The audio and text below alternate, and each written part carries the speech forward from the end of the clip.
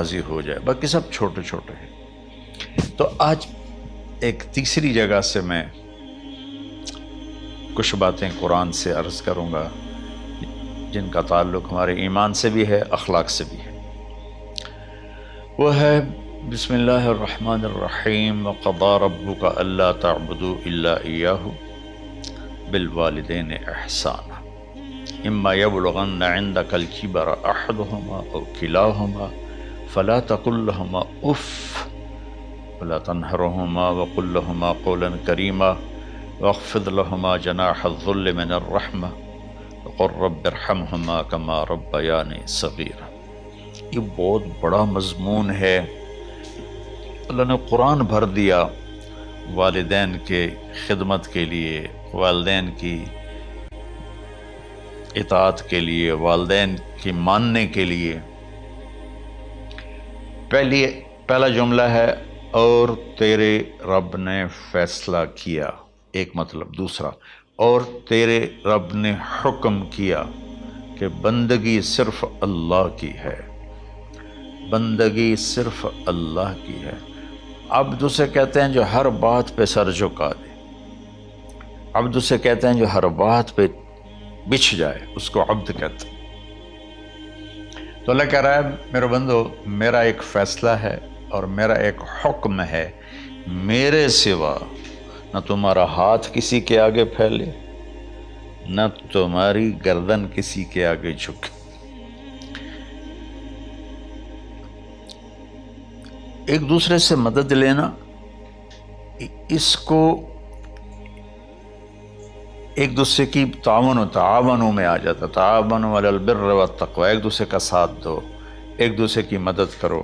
میرے نبی قرضہ اٹھاتے تھے، میرے نبی جب انتقال ہوا تو آپ کی زرہ 9 وسق پر، وسق 5 من کا ہوتا ہے، تو وہ جو کے بدلے آپ نے زرہ رکھوائی تھی کہ جب میں تمہیں ادا کروں گا زرہ لے لوں گا، اور آپ کا انتقال ہو گیا، آپ زرہ اپنی واپس نہیں لے سکے۔ وہ چیزیں جن کا تعلق صرف اللہ کی ذات سے ہے اور کوئی نہیں کر سکتا، اس میں صرف اللہ کے آگے ہاتھ پھیلا، جیسے ہم کہتے ہیں مدد، نصرت،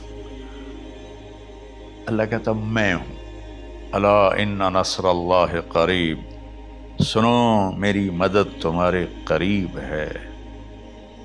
تو اللہ تعبدوا الا ایاہ، بس ایک چھوٹا سا جملہ اللہ نے یہاں کے، چونکہ یہاں اللہ نے والدین اور اخلاق بتانے تھے تو اپنے لیے صرف ایک جملہ بولا، باقی باتیں بھی اللہ کے لیے ہیں، لیکن اللہ نے میری بندگی، اس بندگی سے مراد 5 وقت کی نماز نہیں ہے، حج، روزہ، زکوٰۃ نہیں ہے اس کی مراد، یہ ساری باتیں داخل ہیں، اور اس کے ساتھ 24 گھنٹے کی زندگی اللہ کی مرضی پر گزارو، نفع آئے تو شکر ادا کرو، نقصان ہو تو صبر کرو، برداشت کرو، پھر بھی شکر ادا کرو کہ میرا رب یہ کہہ رہا ہے کہ میں نے صرف اللہ سے تعلق جوڑنا ہے۔ اللہ کے نبی نے اپنے چچا زاد بھائی عبداللہ بن عباس سے فرمایا کہ یا غلام، اے نوجوان، اوصیک بکلمات فاحفظہ، میں تمہیں چند باتوں کی وصیت کرتا ہوں۔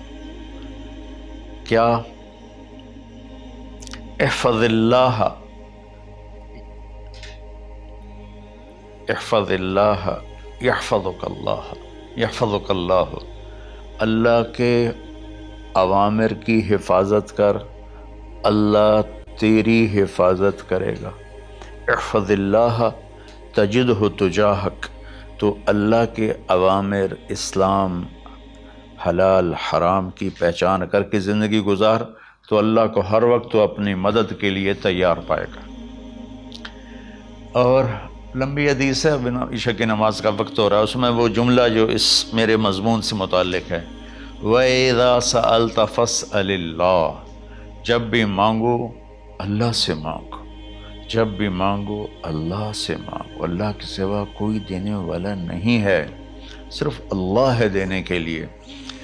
وَإِذَا اسْتَعَنْتَ فَاسْتَعِنْ بِاللَّهِ، اور جب مدد کے لیے ہاتھ اٹھاؤ تو صرف اللہ کو پکارو، جب ضرورت حاجت کے لیے، مدد کے لیے ہاتھ اٹھاؤ تو اپنے اللہ کو پکارو۔ تو یہ حدیث کی بات بھی ہے اور یہ قرآن کی بات بھی ہے۔ اس کے بعد آگے اللہ کہتا ہے وَبِالْوَالِدَيْنِ إِحْسَانًا، اور اپنے والدین کے ساتھ احسان کرو۔ احسان کا کیا مطلب ہے؟ اللہ آگے اسی کی تشریح کر رہا ہے۔ ویسے احسان کا مطلب عربی میں ہوتا ہے، یہ جو ہمارا اردو کا احسان ہے، میں تیرے تو احسان کیتا تو ہوں میں نالے کی کر رہے ہیں، یہ بھی مطلب ہے، لیکن احسان کا اصل مطلب ہوتا ہے احسان حسن سے ہے۔ حسن سے الف، دو الف ملے اور احسان بن گیا۔ احسان کا مطلب ہوتا ہے کسی بھی کام کو جو دنیا کا ہے دین کا ہے اسے انتہائی خوبصورت طریقے سے کرنا۔ جیسے کسی دلہن کا میک اپ ہوتا ہے نا، تو 5-6 گھنٹے 4 گھنٹے کے بعد وہ کہتی ہے، جو ہوتی ہے اس کا میک اپ کرنے والی، کہ جی بس یہ مکمل ہو گیا ہے اور اب اس سے آگے نہیں ہے۔ تو آخری اچھائی کی آخری انتہا پر پہنچ کے کام کرنے کو احسان کہتے ہیں۔